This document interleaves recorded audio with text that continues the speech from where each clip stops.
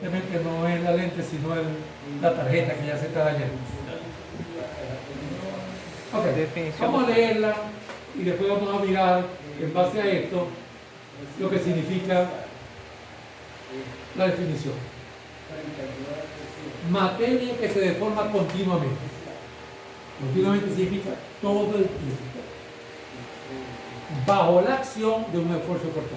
O sea, allí nos está diciendo que si un fluido tiene esfuerzo cortante en su seno, se está deformando continuamente.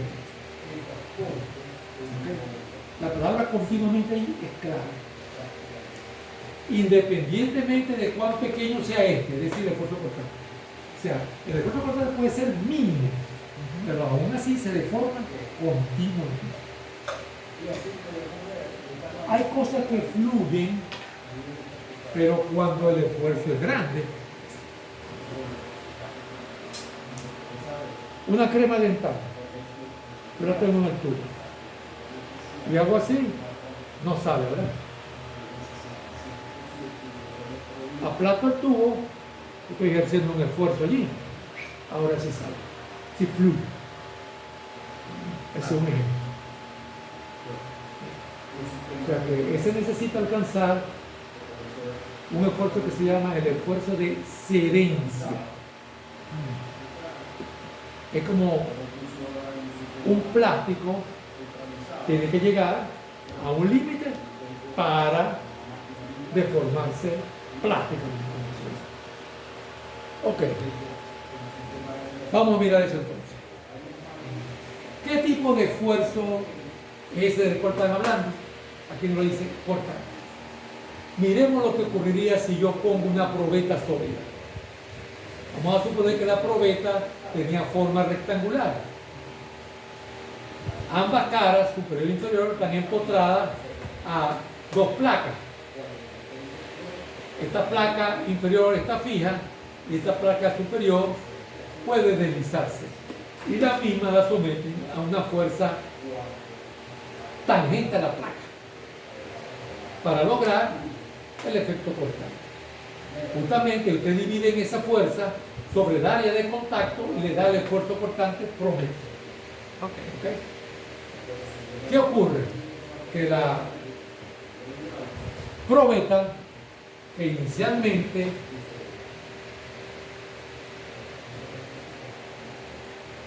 era esta, después de un tiempo se deforma y adopta la forma que ustedes observan allí. Ocurrió una deformación angular, tantos grados. No es que ese alfa crece indefinidamente. Claro que alfa era 0 cuando la línea estaba punteada, ¿verdad? Y luego se fue moviendo esa línea punteada y giró un ángulo alfa. Ese ángulo va a depender de la magnitud de F. En realidad, más de la magnitud de F es la magnitud de tau, que es el esfuerzo cortante. Eso es lo importante. Pero es un valor. Claro, allí estamos pensando en la zona elástica del sólido. Porque si llegamos a la zona plástica, él sí va a cambiar el ángulo alfa. Tratemos de hacer un experimento, pero ahora colocando una probeta fluida. Bueno, una probeta fluida va a ser difícil, porque el fluido, si es un gas, ocupa todo el espacio, y si es un líquido, toma la forma del recipiente que lo contiene. Y aquí lo que tengo yo son dos placas. Entonces lo que hacemos es que llenamos las dos placas, entre ellas colocamos un fluido. O sea, todo esto es fluido. Esta placa está fija y esta placa se puede mover y la sometemos a una fuerza F semejante a esta. ¿Qué se observa si la presión es uniforme? Es decir, si la presión es la misma en todas partes. Se observa esto que le estoy diciendo. Ahí está en forma, como lo llaman los libros, artística, para que se vea mejor, pero hay fotos de un experimento como ese y eso lo que estoy diciendo es lo que ocurre. Entonces la línea que ustedes se pueden imaginar marcada originalmente semejante a esta vertical comienza a hacer esto y no para de hacerlo. Eso quiere decir que ya no se trata de un ángulo, sino de una tasa, rapidez, velocidad de formación. Allá digo, el acero lo sometía a un esfuerzo cortante de tanto y la deformación fue, voy a inventar cifra al voleo, de 0.1 grado. Aquí digo, el aceite se sometió a tal fuerza y la tasa de deformación fue de 1 grado por minuto o por segundo. ¿Ven la diferencia? Sí. Entonces ustedes abajo pueden decir, ajá, ¿cuánto se deformó en 5 minutos? Bueno, 5. 1 por 5. Pero, profe, eso, o sea, si es un fluido, siempre va a ser una tasa. Sí, Va a señor. depender del tiempo. No importa si esa fuerza F es chiquiritica. Bien. Como se puede imaginar, si la fuerza F es pequeñita, pues alfa punto, casi también se le dice de alfa de t, debe ser pequeño. Pero se va a ir deformando. Pero Se no va. para de formarse. O sea, continuamente. No para de deformarse. Otra cosa, profe, si es un sólido, no va a ser tasa, nunca. Ok. A menos que esté en la zona plana. Ah, ¿Ok? Que yo no sé, ustedes más bien de pronto me pueden explicar a mí, una vez que entra en la zona plástica, si eso se detiene. no. No sé, empecé parte. Depende del material. Ya es de forma irreversible, pero ya va. ¿Cuál Porque material? al final va a haber un material que se va a romper. Pero puede Bueno, llegar a lo que ser. dice el compañero hasta que se parte. No, pero Cuando es falla catastróficamente, ya no- irreversible. O sea, sí puede tener una parte después de la zona plástica que se sigue deformando y lo deja así y se va a quedar permanentemente. Pero va a llegar a un límite donde se va a romper. Ok. Ahí está la respuesta. Ese es el punto máximo de ruptura. Entonces, como pueden ver, sí se comporta muy distinto un fluido y un sólido ante fuerza cortante. Entonces, esa es la manera de saber si algo es fluido o sometiéndolo a un esfuerzo cortante, viendo cómo se reacciona ante un esfuerzo cortante. Cuando la presión es uniforme, además de eso que estoy diciendo, ocurre lo que muestra el diagrama este. Fíjense, aquí ponen un diagrama de velocidad. Aquí nos están diciendo, si este es el caso de que esta placa se está moviendo bajo la acción de F, se genera un perfil de velocidad. La placa de abajo, al estar inmóvil, hace que el fluido en contacto con ella tampoco se mueva. Pero la placa de arriba, al moverse con velocidad V, arrastra consigo al unísono al fluido. Y las porciones intermedias de fluido tendrán velocidades mayores que 0 y menores que V mayúscula. Cuando la presión es uniforme, reitero, y ustedes dibujan el diagrama de velocidades, uniendo las flechas de estos vectores de velocidad, les da una línea recta. Y por eso, aquí con alguna dificultad, se ve la ecuación de ese perfil. U minúscula es igual a V mayúscula por la Y, que es la distancia que hay hasta la placa inferior, dividido por H. Como pueden ver, cuando Y sea 0, estén aquí abajo, la velocidad U vale 0. Pero cuando Y sea H, este cociente es 1 y la velocidad U minúscula pasa a ser B mayúscula. B mayúscula. Profe, ¿cuál es la Y? ¿La distancia de dónde a La dónde? distancia desde aquí, aquí se ve el sistema coordenado Ajá. X longitudinalmente y Y transversalmente. Ok, la distancia de todo el cateto del triángulo. Cateto, O, pues, Sí, sería ahí el cateto vertical. cateto vertical, ok. Bien. Fíjate que ese es un triángulo que realmente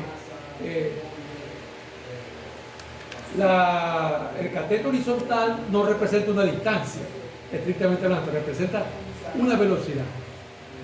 Claro, como velocidad es espacio sobre tiempo, ahí viene la distancia. Ok, eso es lo que ocurre.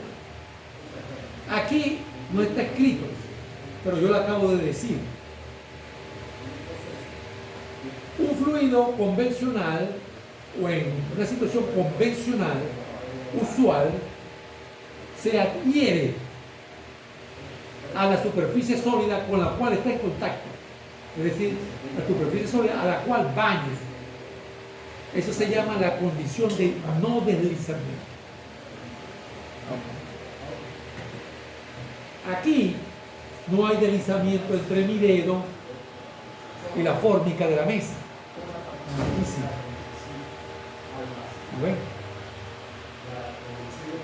Hay situaciones donde un fluido pueda deslizar sobre una superficie sólida. Sí. Cuando es un gas enrarecido, como en las capas más externas de la atmósfera, eso se da. De tal manera que estos transbordadores que antes salían y entraban, porque hace tiempo que no envían uno, ¿verdad? Tenían que ser diseñados tomando en cuenta que al principio la fricción entre el aire atmosférico y la superficie del transbordador era propia de un fluido newtoniano, que tiene la condición no deslizamiento. Pero las capas más externas, cuando entraba y salía de la atmósfera, ya eso no era nada. Por eso, no, quizás ustedes no han leído mucho de esos transbordadores, porque si ustedes eran pequeños cuando esos fulanos volaban. Pero eso sufría mucho de recalentamiento. Aquí hay fricción, pero no hay deslizamiento. Si yo hago esto, hay fricción y sin deslizamiento. Y mis dedos, si yo le doy muy fuerte, se van a calentar. Aquí no se van a calentar. Aquí no se me pueden acalambrar de estar aquí. Pero aquí sí se van a calentar. Entonces, esos transbordadores les ponían como una baldosa mínima. Eso tenía que ser como todos los animales para que funcionara bien tanto allá como acá. Profe, también en el caso de que el plano sea inclinado, ¿yo? Jefe, ¿cómo está usted? Nomás. ¿Qué nos trajo? Profe, le decía, en el caso de que el plano sea inclinado, ese es otro caso, pues. O sea, que el fluido puede deslizarse. Claro, porque fíjense, aquí no hay trabajo. Hay fuerza, pero no hay desplazamiento del fluido. Aquí sí hay trabajo. Si hay trabajo, hay transferencia de energía. Y la primera energía que el candidato a subir es energía interna, la cual depende fuertemente de la temperatura. No hace falta ir a la capa externa de la atmósfera para conseguir casos de flujo con deslizamiento, porque hay algunos artefactos, especialmente electrónicos, que tienen que trabajar con gases con muy baja densidad. Muy baja densidad. Entonces esos gases, cuando se mueven, también puede haber deslizamiento. Profe, la U esa que está allá, ese corresponde a energía interna, ¿verdad, profe? No, esto es velocidad. Este es el perfil de velocidad. Voy otra vez. Mira, Ajá. ¿cómo dibujaste el perfil de velocidad? Porque esto es importante. Nosotros vamos a dibujar muchos perfiles de presión y de velocidad. Tú dices, voy a dibujar la velocidad para cada uno de estos puntos. Bien. Producto de que al mover la placa superior, ella arrastró consigo a todo el fluido. Pero no una única velocidad. Porque el fluido que está acá quedó adherido a la superficie y esa superficie está en reposo. Entonces esto es un puntito. Bien. Pero el fluido que está acá también está herido a la superficie, pero ella se está moviendo con velocidad v mayúscula. Entonces hoy yo dibujo esta flecha. Y los puntos intermedios, cuando la presión es uniforme, se puede comprobar que la velocidad varía linealmente. ¿Qué quiere decir eso? Que si yo estoy en la mitad, la velocidad es la mitad de v mayúscula. Si estoy a un cuarto aquí, correspondientemente, es un cuarto de v mayúscula. Entonces tú dibujas toda esta flecha y la punta de la flecha las une. Eso te da el perfil de velocidad. Es muy común dibujar perfiles de presión y de velocidad en mecánica de los fluidos. Y en transferencia de calor dibujar perfiles de temperatura. Dan muchísima información. Entonces, profe, el B minúscula, ¿verdad? Simplemente es una variación Sí, de hay cómo una B minúscula. el U U minúscula.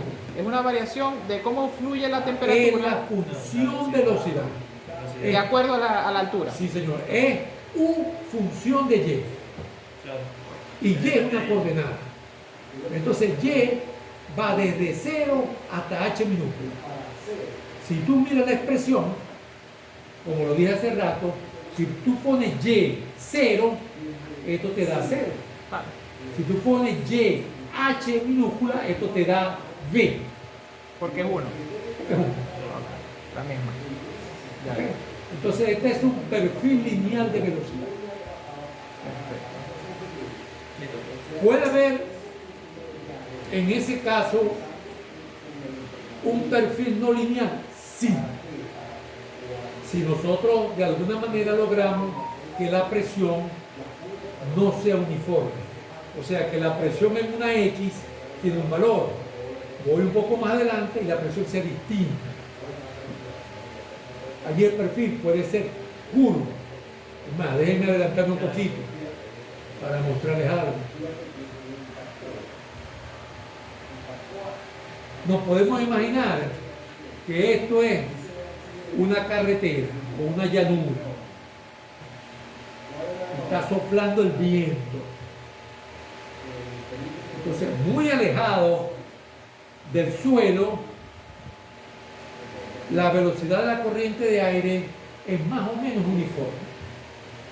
Allí, la corriente de aire no ha sido afectado por la presencia del suelo. Pero a medida que yo voy bajando, como ustedes pueden ver, la velocidad llega hasta 0 en contacto con el suelo. ¿Qué nos dice esto? Que la fricción es causada por el suelo. Como decían aquí en Maraquebante, el puñetero suelo no se quiere mover. Entonces él trata de hacer lo mismo a todo. ¿Quién es todo? El aire. Tú no vas por ninguna parte. Pero no contaban con la astucia del aire. Un sólido se mueve con una sola velocidad, ¿cierto? Un fluido no. Un fluido puede tener distintas velocidades. ¿Ven? Claro. Entonces, eso sí puede darse.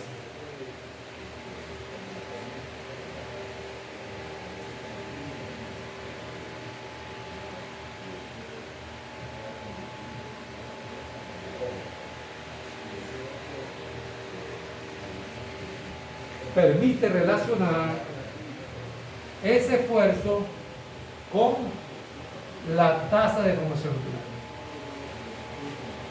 Si yo quiero poner aquí igual y transformar esto en una ecuación, va a aparecer la viscosidad. Para un fluido, Newton. La viscosidad es una propiedad. Eso quiere decir que si eso es agua a temperatura ambiental, tiene un valor único de viscosidad. Eso quiere decir que la viscosidad allí va a actuar como una especie de factor de proporcionalidad. va a ser una constante, como la constante del resorte. La constante del resorte, ustedes conectan la fuerza necesaria para producir una elongación, pero hay un intermediario, que es la constante del resorte. ¿Verdad? En un resorte con una constante muy grande, una fuerza chiquitica, le elonga bastante. Pero si una constante pequeña, quiere decir que ahí él pone resistencia. Algo semejante o parecido.